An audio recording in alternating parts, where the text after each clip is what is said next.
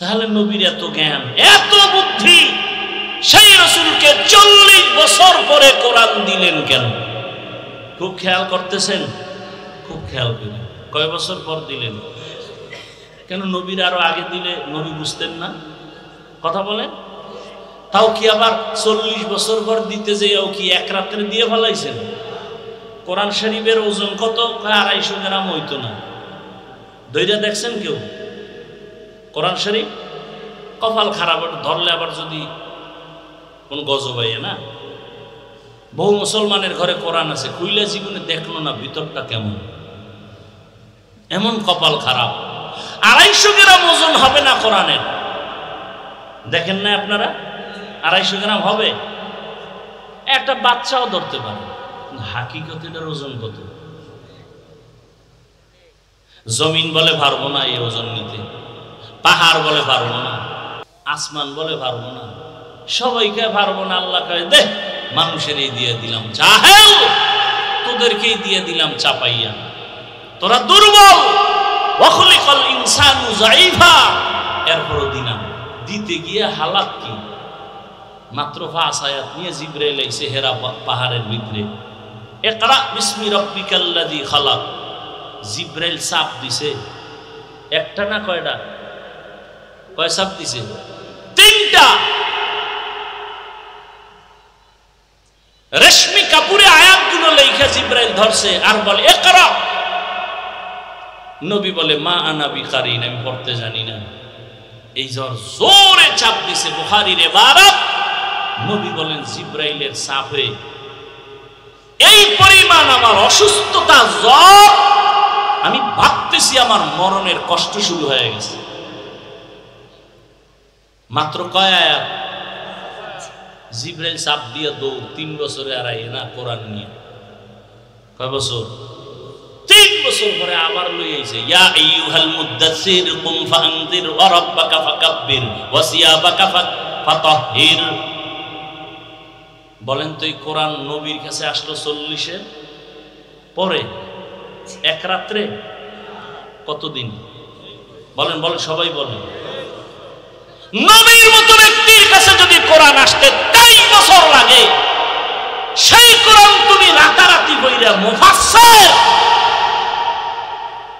রাতারাতি বইরা তুমি তাফসীর করো না। মুফাসসির লিখতে ভিজিটিং কার্ডে 8 আনাও লাগে না, লিখে দিছে মুফাসসিরে কোরআন। আমাকে গ্রামে কয় না বাপের নাম নাই সানগাজির বেয়াই। এত সোজা। তুমি চিনো কোরআন এটা কেমন কিতাব। 250 গ্রাম কোরআন, 23 বছর লাগছে রাসূলের কাছে আসতে। তুমি এটা বাংলা হইরা বুঝে যাবে না। 20 বছর পর্যন্ত মাদ্রাসায় ডাউলের পানি, কেরামিনের খাও, আয় ডাউলের পানি, মিথ্যা কথা বলছি না। কত কষ্ট, লাকড়ির চুলা, লাকড়ি টানতে টানতে আইনা দিতাম। আলু ভর্তা মাঝে মাঝে পাইলেও পাইতাম, না পাইলে নাই। সাদা উপরে পানি দিয়া কোন রকম চলতো। তাও আবার বাড়ি মাপা ভাত। এই যুগে যদি কেউ মাপ দিয়া ভাব দেয়, ও মাদ্রাসা শেষ। আর এখন মাইপা দেবে কেন? এখন তো 5 বেলা খাও। কি খালি খাওন? ঘুমেতে ওঠার পরে খাওন, ঘুমের আগে খাওন, টোস্ট, বিস্কিট, ডিম, দুধ খাইতে খাইতে ফার্ম বানায় লাইছে। সিফা সাফা সব ছিদ্র মিদ্র খাওনের ঠেলায় বন্ধ। এলেম ডুববে কোন ছিদ্র দিয়ে? হ্যাঁ, ইলমেরা এজাজ করদান বেহিসাব খলকেরা দাদান জবাবে বাসাওয়া ভাগনা দারাত দোস্তে খলকা জারেরা নিস্তে খাসলাত কে দিনদারেরা।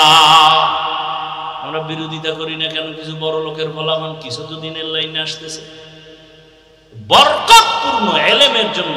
আমাকে বলেন, এখানে বহু শিক্ষিত মানুষ, উলামায়ে কেরাম, আমার ওস্তাদ এখানে আছেন, বলুন একজন। আল্লাহ নিজে বলতেছেন লা তুহাররিক বিহি লিসানাকা লিতাজালা বিহি ইন্না আলাইনা জামআহু ওয়া কুরআনা। হে রাসূল, আপনি কষ্ট করবেন না, আমি কোরআন আপনাকে কুদরতিভাবে সিনার মধ্যে জমা করে দেব। তা রসুলকে, সেই রসুলকে আল্লাহ পাক জিব্রাইল পাঠায়া 3 বার জোরে চাপ দিলেন। কেন রসুলের জ্বর উঠে গেল? কেন? কি দরকার ছিল রসুলের সিনার সাথে জোরে চাপ দেওয়া? গোটা দুনিয়ার মানুষকে শিক্ষা দিয়ে গেলেন, যেহেতু রসুল আদর্শের মডেল। ও দুনিয়াবাসী, কোরআনের ইলম যদি চাও, কষ্ট ছাড়া অর্জন হবে না। বলে কি পরিমাণ? তুমি যেই পরিমাণ কষ্ট করবা, এলেমের উপকার সে বরকত সেই পরিমাণ পাবা। কষ্ট কমতেছে, বরকত কমতেছে, কষ্ট কমতেছে, বরকত কমতেছে, কষ্ট কমতেছে, বরকত কমতেছে। এটা বুঝবো কেমনে বরকত? যে এটাও তো বুঝার মানুষ না।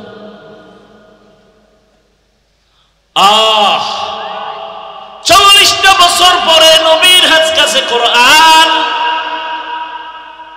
রহমতের নবী দীর্ঘ 40 বছর কারো কাছে কোনো দাওয়াত দেন না। নামাজের কথা নাই, রোজার কথা নাই, কোরআন আসছে, দাওয়াত শুরু। এই কিন্তু এসে গেছি মুখে, আগাবো তো নাকি শেষ করব? আসল আলোচনা কিন্তু কই মনে আছে তো? আর রহমান, এই ঘুরে টুরে আসছি কি 40 বছর রহমতের নবীর কোনো দাওয়াতের কাজ নাই। নবী শুধু শুধু মানুষের সাথে হাসি মুখে বুকে লাগায়, মুশরিকের সাথে বুকে লাগায়। আর হেরা পাহাড়ের গুহায় গিয়া রহমতের নবী আল্লাহর ধ্যানে সময় কাটাচ্ছেন। কোরআন আসলো, দাওয়াত শুরু হয়ে গেল।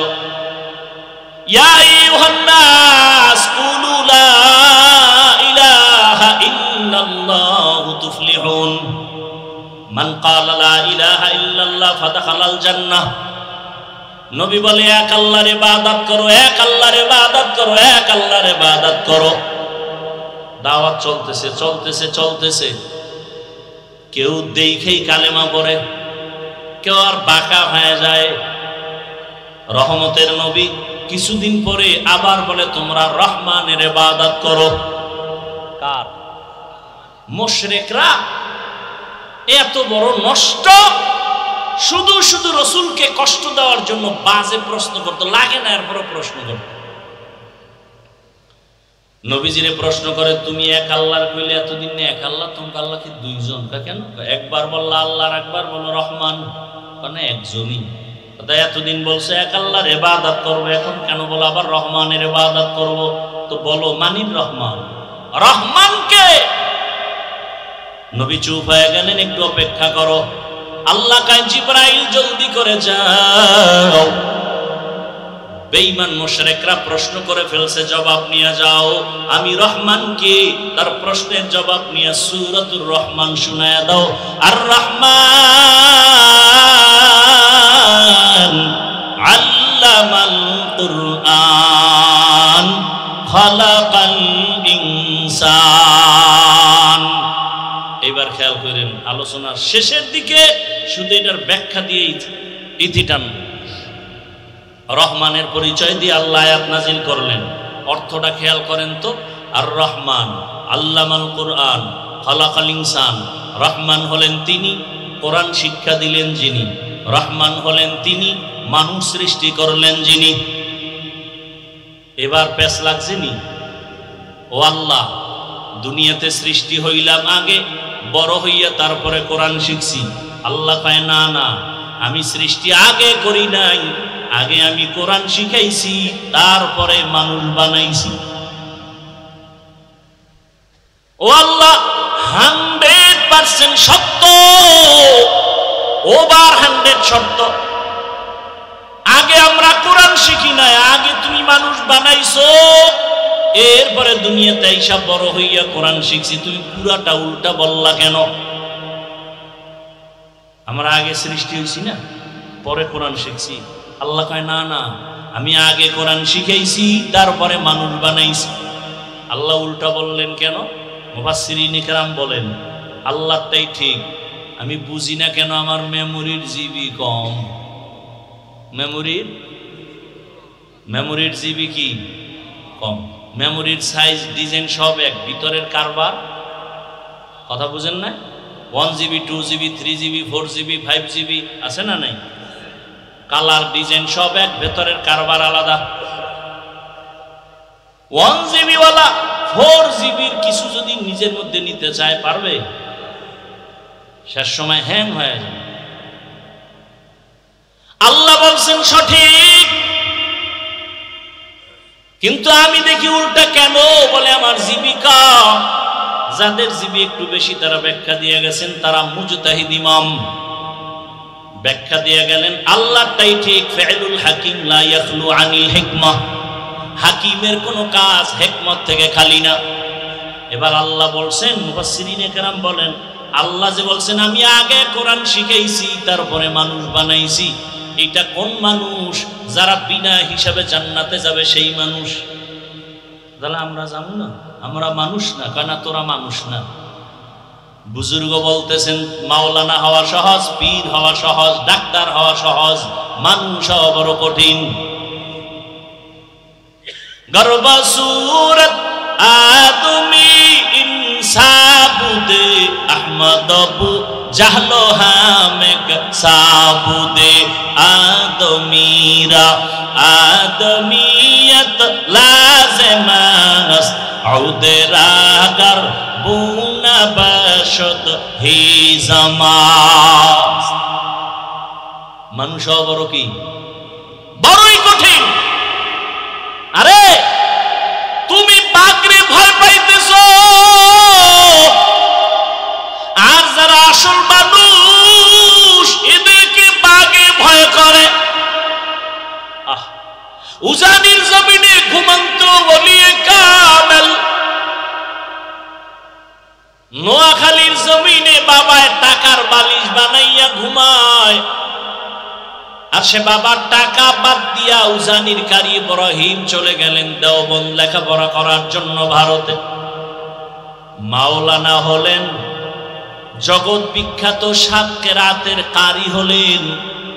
বাইতুল্লাহে লেখাপড়া শেষ করে গঙ্গুহি দরবারে গেলেন, তাওয়াজ্জু নিলেন, সবক নিলেন, খেলাফতের জিম্মাদারি পেলেন।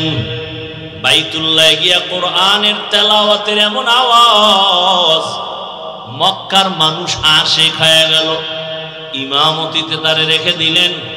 এক পর্যায়ে সৌদির মেয়ে তার হাতে বিয়া দিলেন, শর্ত মেয়েটাকে বাংলাদেশে নেওয়া যাবে না। রশিদ আহমদ গাঙ্গুহি চিঠি লিখলেন, এই ইব্রাহিম, বাংলাদেশে যাইয়া কালেমার খেদমত করো। এবার জিগায় বিবি, আমি তো যাব, চিঠি আসছে, তুমি কি করবা? আমিও যাব। অনুমতি নিয়ে চলে আসলেন। আর নোয়াখালী না, চাঁদপুর জেলা কচুয়া থানার উজানি এলাকায় হিন্দুদের মালিকানায় বিশাল জমিন জঙ্গল খরিদ করলেন। খরিদ করিয়া ওই জঙ্গল পরিচ্ছন্ন করার জন্য ভেতরে ঢুকে দেখে একটা সুন্দর গম্বুজ দেখা যায়। গম্বুজের ভেতরে একটা বাঘ তার বাচ্চাকে দুধ পান করায়। কারি ইব্রাহিম কয়, রে বাঘ বনিয়াদ মারছে, তুমি তোমার গন্তব্যে চলে যাও। কুমিল্লা জেলার মধ্যে একটা থানা আছে লালমাই থানা, ওই লালমাই একটা পাহাড় আছে লালমাই পাহাড়। বাঘ ইব্রাহিমের কথা শুই না বাচ্চা কাঁধের মধ্যে নিয়ে লালমাই পাহাড়ে চলে গেল। তুমি বাঘরে ডরাও, আর আসল মানুষ যারা এদেরকে বাঘে ডরায়। ব্যবধান আছে না নাই? তুমি সাপকে ভয় করো, আর যারা মানুষ এদেরকে সাপ ভয় করে। তুমি টাকাওয়ালা অস্ত্রধারীকে ভয় করো, আর যারা খাঁটি মানুষ এদেরকে সব সন্ত্রাসীরা ভয় করে। তুমি বলবে, প্রশ্ন করো, বাঘ বাচ্চা কাঁদে নিয়ে গেল, ইব্রাহিমের কথা হইল। কাছে থাকলে কানে ধরে জিগিতাম, হইল কিনে দিগা। তবে পারলাম না, তবে বুঝায় গেলাম। শুনো, গ্রাম এলাকায় গরু দিয়ে হাল চাষ করেনি? করে। কারা? সব মেট্রিক পাস। বলেন, সমাজের একেবারে দুর্বল মানুষ, অশিক্ষিত মানুষ, মূর্খ মানুষ, চাষি, তাই তো? সত্য কথা স্বীকার করেন। এই যে একজন দুর্বল মূর্খ চাষি গরু নিয়ে হাল চাষ করে, যখন গরুরে বলে গরু দাঁড়া, দাঁড়ায়নি, বলেন বলেন। গরুরে যদি বলে ডাইনে যা যায়নি, বামে যা যায়নি, ওই যে শুরুতে বলছিলাম দেখতে নারী। একটা মূর্খ ব্যক্তি নামাজ নাই, বিড়ি টানে, রোজা নাই, এর কথা যদি গরু শুনে, তো আল্লাহর প্রিয় বান্দা ইব্রাহিমের কথা বাঘ শুনবে না কেন?